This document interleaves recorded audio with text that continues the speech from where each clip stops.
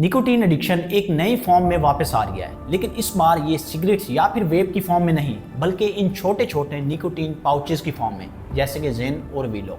Smokeless और discrete के नाम पर ये दोनों कंपनीज एक एपिडेमिक क्रिएट कर रहे हैं। तो आज हम इस वीडियो में जेन और वीलो को एक्सपोज करेंगे कि आखिर किस तरह ये हमारी यंग जनरेशन को तबाह कर रही है, और साथ ही इसके साथ आने वाले अलार्मिंग हेल्थ रिस्क के बारे में भी जानते हैं। But new research suggests a popular new product may not be as helpful in that effort as many. It's highly addictive. And while some doctors acknowledge that it may be a good option for adults trying to quit smoking, they are raising the alarm about kids getting hooked. जेन और willow दो popular nicotine pouch brands हैं जो कि छोटे smokeless pouches में available है, जिन्हें गम और लिप के बीच में रखा जाता है। इन्हें हम अंग्रेजी नस्वार भी कह सकते हैं। सिगरेट्स या फिर वेपिंग के बिना ये सेफर अल्टरनेटिव लगते हैं, लेकिन डोंट बी फूल्ड। पिछले कुछ सालों में जेन और वीलो की बहुत तेज ग्रोथ देखने को मिल रही है। ये जहर अब ऑलमोस्ट पूरी दुनिया में फैल चुका है। लोग बड़े शौक से इसे कंज्यूम कर रहे हैं, लेकिन वो ये नहीं जानते कि वो एक्चुअल में पॉइजन को कंज्यूम कर रहे हैं। वो कैसे, मैं आपको आगे चलकर बताता हूँ।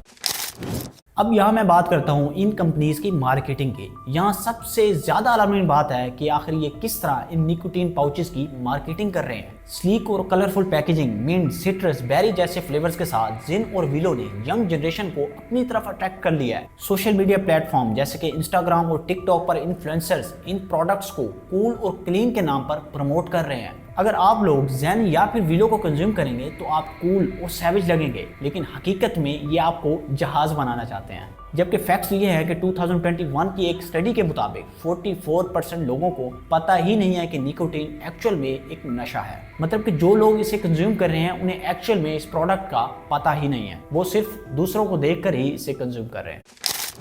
आजकल ट्रेडिशनल सिगरेट्स का रुझान यंग जनरेशन में कम हो गया, क्योंकि ये निकोटीन पाउचेस जो आ गए हैं। आजकल young generation in nicotine pouches को यूज कर रही है, लेकिन हकीकत में ये इतना डेंजरस हैं कि उन्हें पता ही नहीं है। ये स्टडी आपको शॉक कर देगी कि यंग जनरेशन बगैर सिगरेट और वेपिंग के ही निकोटीन एडिक्शन का शिकार हो रहे हैं, क्योंकि वो लोग ये अंग्रेजी नस्वार को कंज्यूम कर रहे हैं। जबकि एक और स्टडी के मुताबिक 2019 से 2022 तक यंग जनरेशन में निकोटीन एडिक्शन या फिर निकोटीन पाउचेस का इस्तेमाल 79% तक बढ़ गया। निकोटीन चाहे किसी भी फॉर्म में हो, ये हाईली एडिक्टिव होता है। एक पाउच में लगभग 6 मिलीग्राम निकोटीन मौजूद होता है, जो कि एक्चुअल में एक सिगरेट के बराबर होता है। लेकिन क्योंकि इन पाउचेस को छुपाना और कहीं भी यूज करना आसान है, इसलिए ये यंग जनरेशन के लिए क्विक और डेंजरस फिक्स बनता जा रहा है।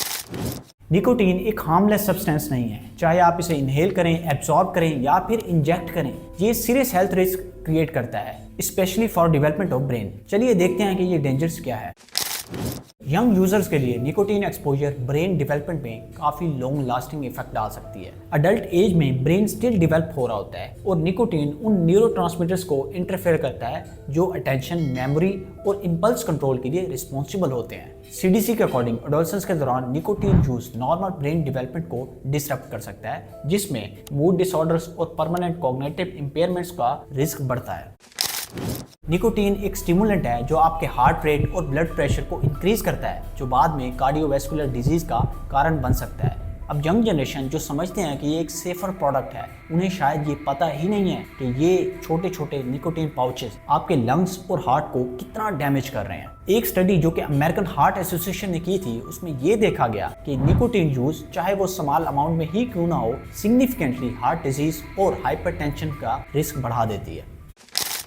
इसके अलावा nicotine addiction serious health problems को भी जन्म देती है, जिसमें एंजाइटी, डिप्रेशन और इरिटेबिलिटी कॉमन विड्रॉल सिम्टम्स हैं जो वक्त के साथ साथ बढ़ते जाते हैं। National institute on drug abuse (NIDA) के मुताबिक जो टीनेजर्स निकोटीन यूज करते हैं, उनमें एंजाइटी, डिप्रेशन और मेंटल हेल्थ डिसऑर्डर्स का रिस्क ज्यादा होता है।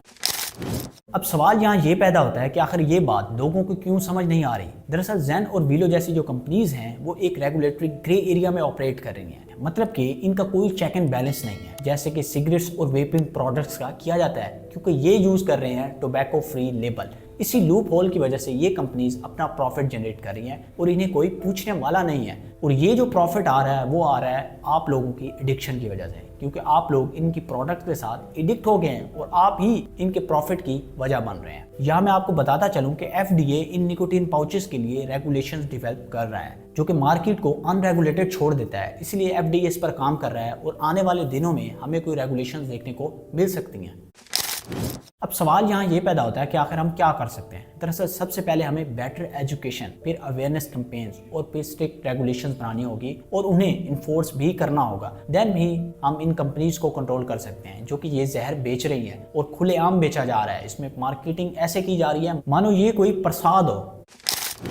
सबसे पहले हमें यंग जनरेशन स्पेशली बॉयज़ को निकोटीन के डेंजर्स के बारे में आगाह करना होगा। उन्हें बताना होगा कि अगर आप ये पाउचेज इस्तेमाल करेंगे तो इसके हेल्थ रिस्क क्या हैं। कम्युनिटीज़ और स्कूल्स को मिलकर काम करना होगा, फिर ही कुछ किया जा सकता है। और ख़ास तौर पर उन्हें ऐसे सोशल मीडिया इन्फ्लुएंसर जो इसको प्रमोट कर रहे हैं उनसे बचाना होगा। दूसरे नंबर पर स्ट्रिक्ट रेगुलेशंस एसेंशियल है। गवर्नमेंट को इंटरवीन करना होगा। इन निकोटीन पाउचेस को भी सिगरेट्स और वेपिंग की तरह रेगुलेट करना होगा और इसके अलावा इसमें एज रिस्ट्रिक्शंस, वार्निंग लेबल्स और मार्केटिंग को लिमिट करना होगा, क्योंकि जिस तरह ये मार्केटिंग कर रहे हैं इस तरह तो आने वाले वक्त में हर बंदा ही जहाज बना फिरेगा। आखिर में बात करूंगा उन लोगों की जो ऑलरेडी ही निकोटीन से एडिक्टेड हैं। हमें उन्हें सपोर्ट करना होगा, उनके लिए रिकवरी प्रोग्राम्स शुरू करने होंगे ताकि उन्हें निकोटीन की डिपेंडेंस से आज़ाद किया जा सके। लास्ट में मैं बस इतना कहना चाहूँगा कि ये वीलो और जेन जैसी और भी काफ़ी सारी कंपनीज हैं जो कि इस तरह की प्रोडक्ट बेच रही हैं। इनके बारे में मैंने इसलिए बात की क्योंकि ये हमारे मुल्क में बहुत ज़्यादा फेमस हैं और तेज़ी से ग्रो कर रही हैं। सो इन प्रोडक्ट्स का बाइकआउट करना ही आपकी हेल्थ के लिए सेफ़ है।